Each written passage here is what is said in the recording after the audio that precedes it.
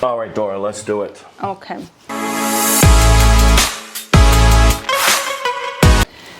Welcome to our new episode of Health and Science. Today we have a very, very special guest. He came all the way from Miami just for this. And I feel so honored to have him with us. And let's see. Do you guess who he is? Doctor, welcome. I feel very, very happy to have you here. Oh, thank you so much. So I'm here because of your expertise in recovery. And as you know, like, recovery is a huge focus for me. And I think there's just a lot of misinformation out there. And I think that there are just few people that really kind of go into it like you do and like I'm trying to do, in order to be able to really educate patients. Because when I say surgery is only like this amount of your total recovery, you know, the operation's small and recovery is so long. And I think that there's sort of this conception that people can either change their results with recovery, which I don't think is really true, because I think your shape happens in the operating room. So whatever happens there is going to determine your shape.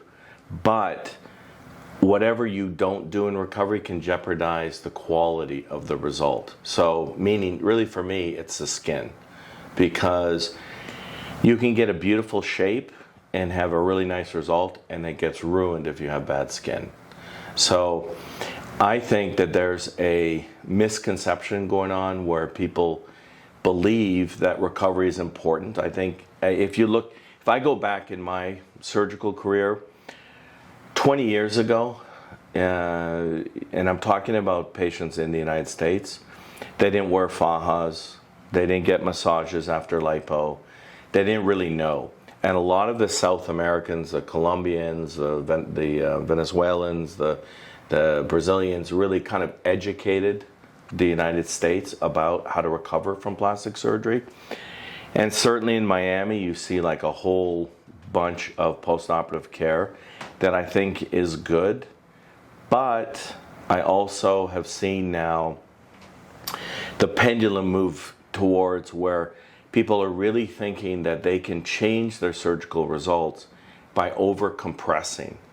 And so they're trying to get this flattest stomach they possibly can with compression, and trying to make up for something that wasn't done in the OR, or if they have internal fat, they're trying to compress it. And what I now see is really problems with over-compression. So that's the thing I want to talk about, because I'm really excited about this. I kind of feel that after going through everything for years and seeing people and looking at things, I really feel now that I've kind of figured out what we should be doing in recovery. I think it's vastly important what we do in recovery, and that's why I think your center, and I know you're building this new center and it's beautiful, and that's so important. And I think sometimes patients they don't realize that, you know, there are people there that have the expertise that are there that are going to make their results better not in terms of the shape, but really I think in terms of the skin quality. Do you kind of? Yes, I agree 100% with you, because we don't think about the trauma that you cause to the skin. Yes. And then you use technology or objects that are no good for your skin after trauma. Yes. And for example, you mentioned before overcompression. Yes. I have seen people after tummy tuck getting overcompression. Yes. And unfortunately, they get necrosis. Yes. There is no good blood flow. And for more than you explain to patients, they don't listen, because there is now Dr. TikTok, Dr. Google. Yeah. And everybody are experts nowadays, but they really don't know what is dealing with. It's like before, nobody really knew about compression, right? You knew about compression and because of your heritage, but yes, people didn't know about compression. And then it's like we're just seeing this pendulum now where there was no compression, and we saw seromas, we saw lumpiness, we saw problems with the skin. So then we introduced compression. I feel that it was going well for a while, and now I feel that we're in the phase where it's like overcompression. I brought two little things. You saw me make these little things here. Yes. So these are little strings, but what I want to sort of demonstrate with this, the problems with overcompression. So if you look at the general, configuration of your body, your skin, you have fat, there's fascia, you have fat, there's more fascia, then there's muscle, right? That's the typical. Yeah. And then when you do liposuction, you're going in and you're removing all of that fat. In the superficial, you're not moving as much, but in the deep, you're really cleaning that out.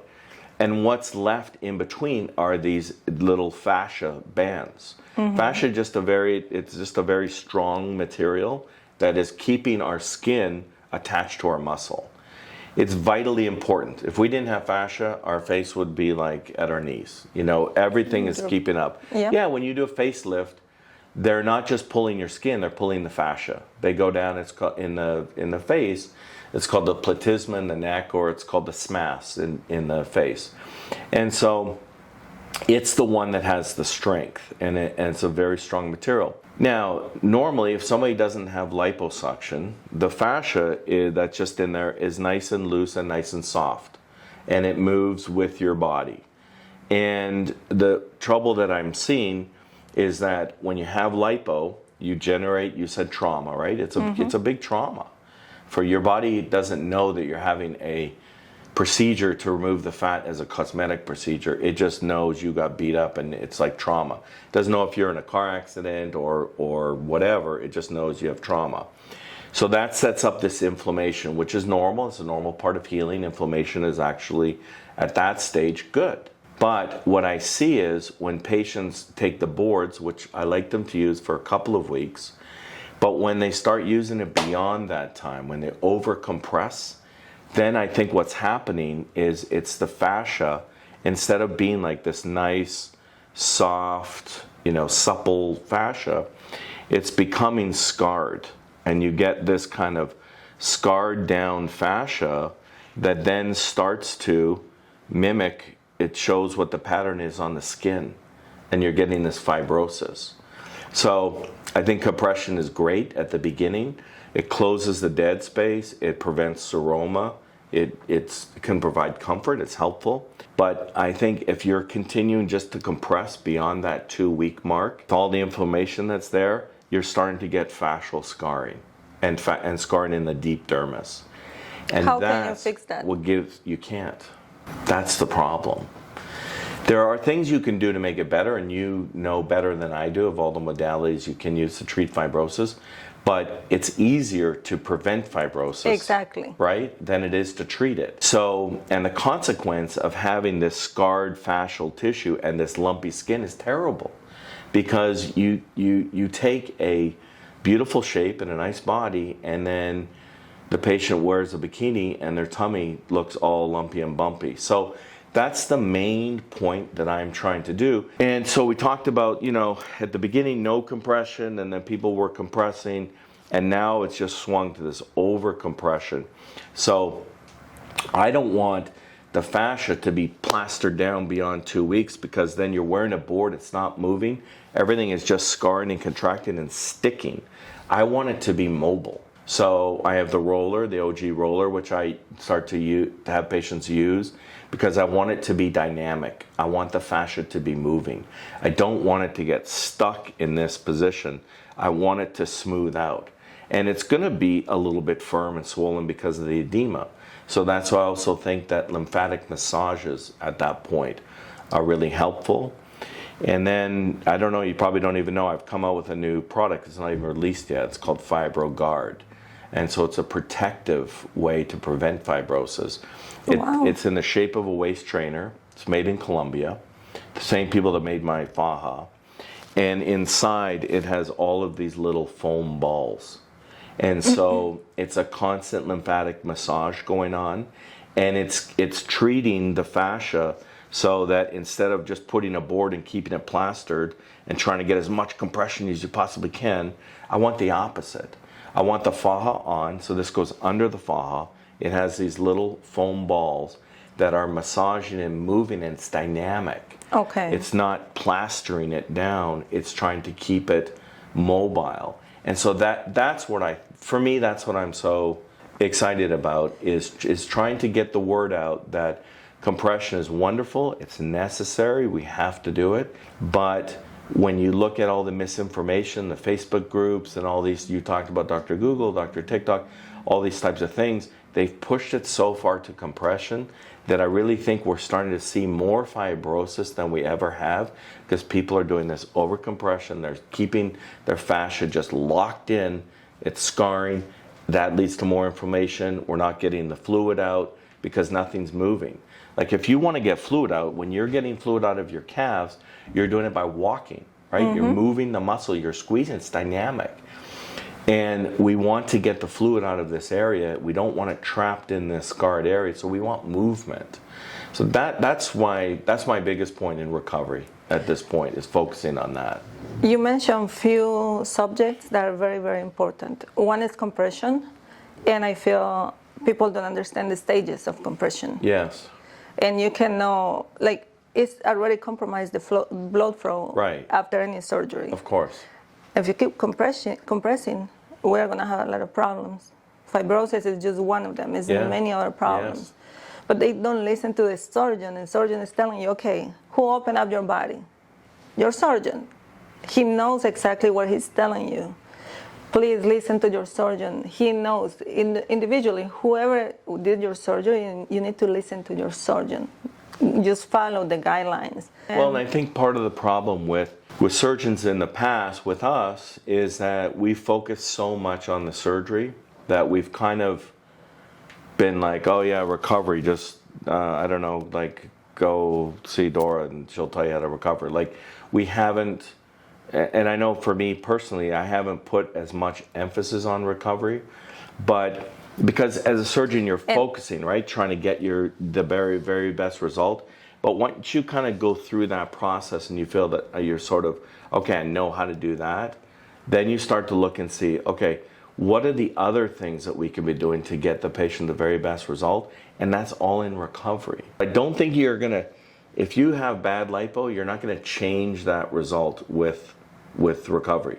But if you have good lipo, you get a good shape, then you focus on the skin and getting the skin to be the very best that it can be, so people don't even know that you had lipo. That, to me, that's the goal. That's the goal. We needed the skin to look amazing. There is no signs of a lipo.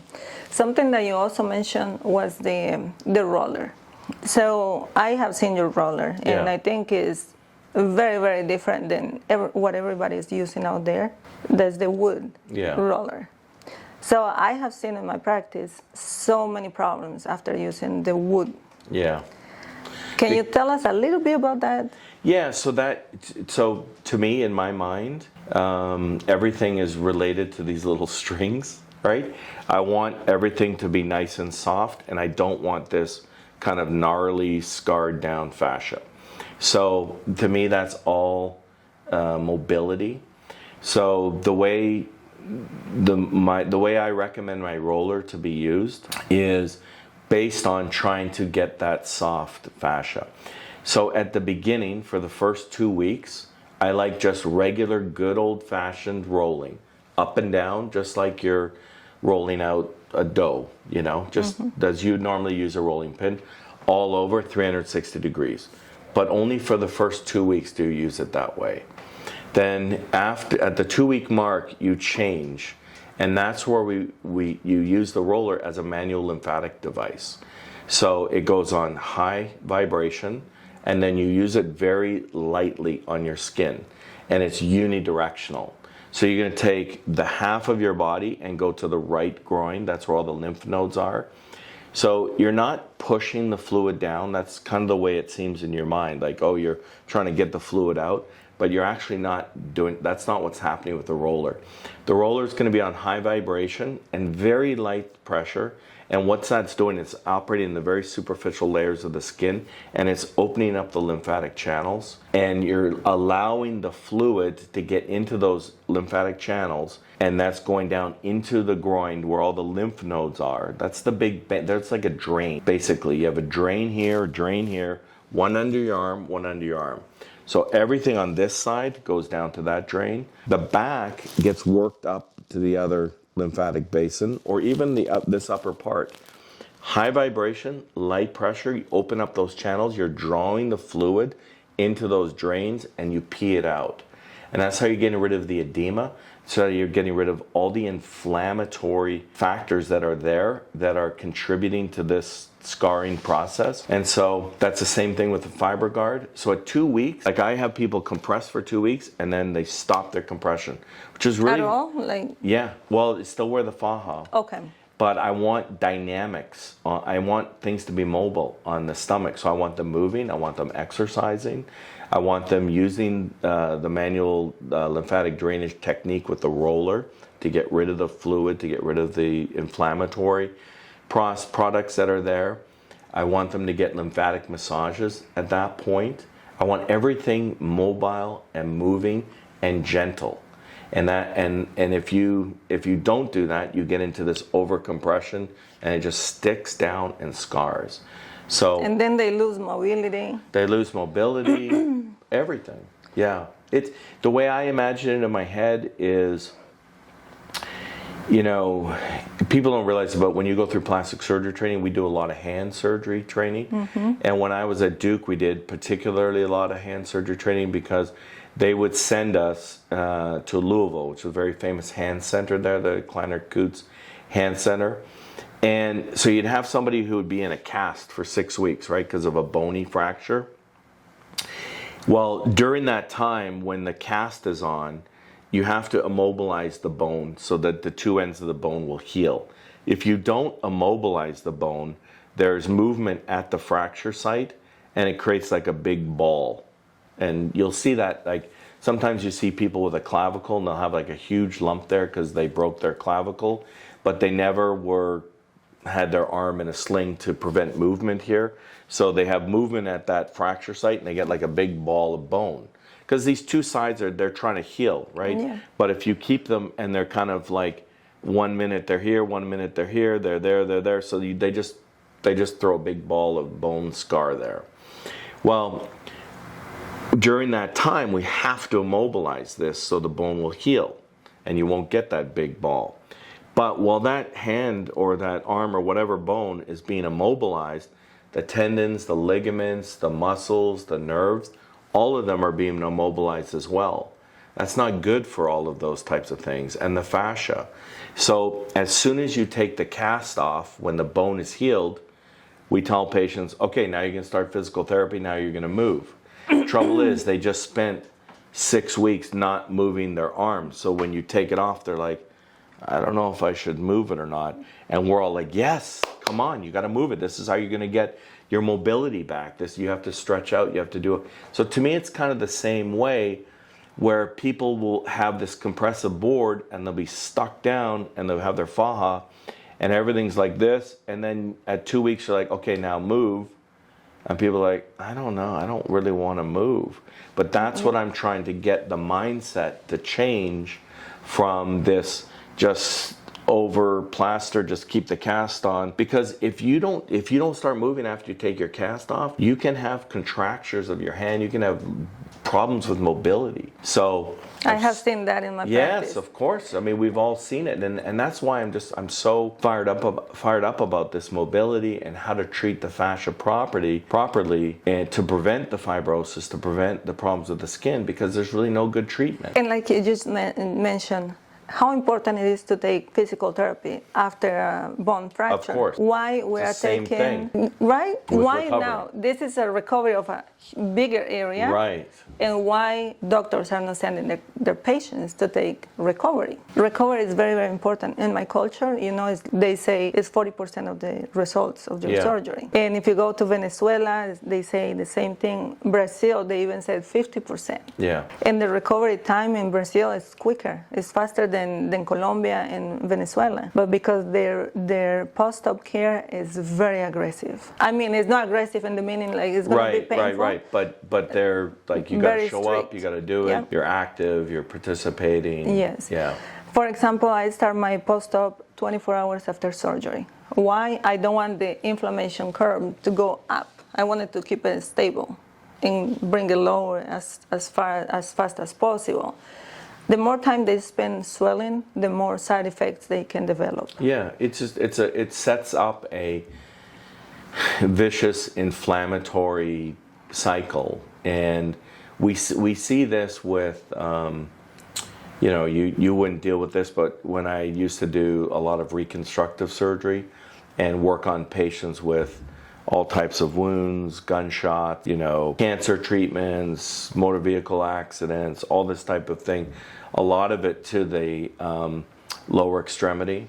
And you can set up where you get a wound that just doesn't heal. And in the past, they would biopsy the wound to see what's going on in the wound. And there was a thought at one point like, oh, they just need more wound healing factors to get it going. But what they actually found when they did biopsies of these chronic wounds that wouldn't heal, it's not that they don't have enough of the inflammatory, they have too much. And so it's setting up this really cycle where that wound just stalls. It's not healing, not because it doesn't have enough factors, that it's too much. And it's just too aggressive to the point where it's inhibiting the way the wound heals. We've seen all of these things in plastic surgery in different parts of our practice. And yet we've taken a long time to apply it to the recovery. But exactly what you say, like we're talking about a bone or small area. Here we're talking about your whole torso. Or for me, I lipo like way high in the back and all under the arms. I love your work. I really do. Your videos.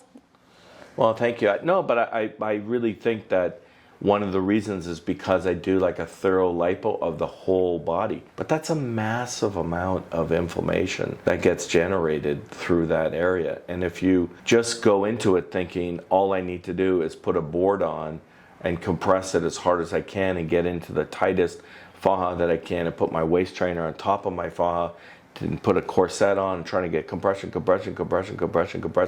you just stick everything down, you set up this inflammatory cascade. So we need like maybe, 5,000 more people like you to be able to go out who understand recovery and to be able to help the patients. But I really do feel that we're kind of like small little lone voices going like, hey, please don't overcompress, and then you have all the information from Facebook and everything else and TikTok and Google kind of just focus on compression, and every website and faja maker they just like compress, and it's the opposite. Compression is fantastic, short period of time, and then you need to do all the other techniques that will help to do it. Because if you come out at the other end overcompressed and you have fibrosis, what do you do for fibrosis? I mean, you have some treatments, but it's almost impossible. You can't say, if someone comes in with bad fibrosis of their abdomen, you don't say to them, hey, don't worry about it, I'm going to completely fix this. No. Probably if you do, you're not being truthful. It depends on the amount of fibrosis. It depends on how far out you are from surgery. Yes.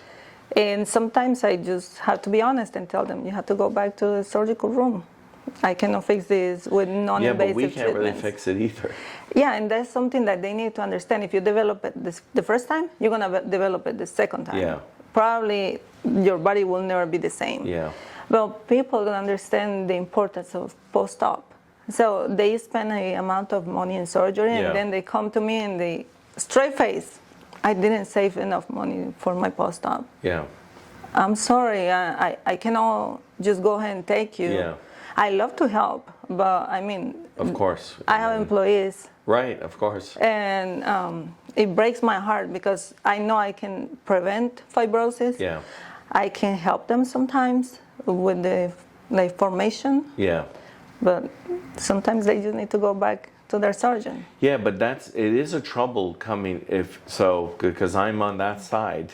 So they come to me, then it's difficult because you can have an area of fat that's there that the patient can touch, and they'll say, and that contributes to some of the lumpiness is if you have an area of fat. But the area of the fat, you can poke it and it can look like you're gonna be able to lipo it, but you can't, because if you get this little lumpy fascia and you get the fat that gets locked into the scar tissue, you can feel the fat You know, you can touch it, and you're like, oh yeah, certainly you have fat there, no problem. We can take that. But it's not true, because when you go in, and I learned this the hard way, right? Like you start out, you're a young plastic surgeon, you go through somebody, you do lipo, somebody comes back, and they're like, I have this fat, okay, I'll go and remove it, and you can't get it. Because you go to lipo, you're trying to get into that area, but all this scar tissue is built around the fat. So it's kind of like this cage of scar tissue with fat left inside, and you're trying to get your cannula to go through, and you can't extract the fat. So I really don't like to lipo for fibrosis.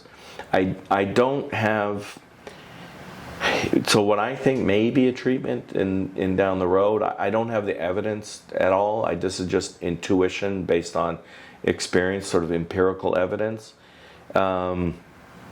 is the things that we know that soften is fat. So I think there's a role for fat grafting in areas of fibrosis, because fat is a really good softening agent.